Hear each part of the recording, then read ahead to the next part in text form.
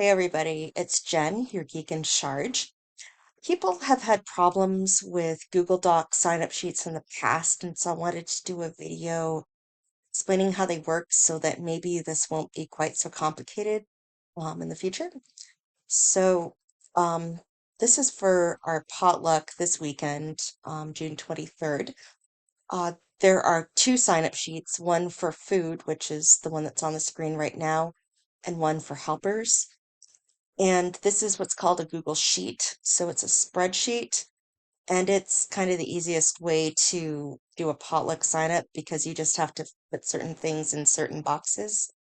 So let's say that you click this open in your email and it opens like this, and you decide that you want to bring a side dish. And so I think what I'm going to do, let's pretend that I'm going to bring a green salad.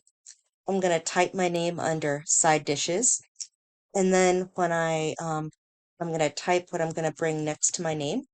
So green salad, and that's it. The second I'm done typing, it saves automatically. And let's say, just for fun, Father Paul decides that he wants to bring a cherry pie for dessert. He would put his name under desserts, and he would type cherry pie next to it. Boom, all done. It's saved.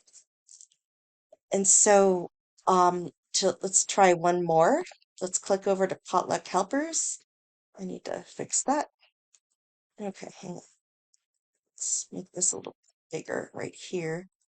I borrowed this from Melissa Bird. This is one from Easter a couple years ago. And so let's say that somebody decided that they wanted to help do table and chairs on Saturday. They could just put their name in. Let's say I'm assigning Margie Lauer that duty. I would just type her name in and boom, all done. Don't worry, Margie, I'll take your name out as soon as I'm done recording this video. And that's it. It's pretty straightforward. As always, if you have questions, reach out to me. My email address will be in the email that this link is in. Thanks.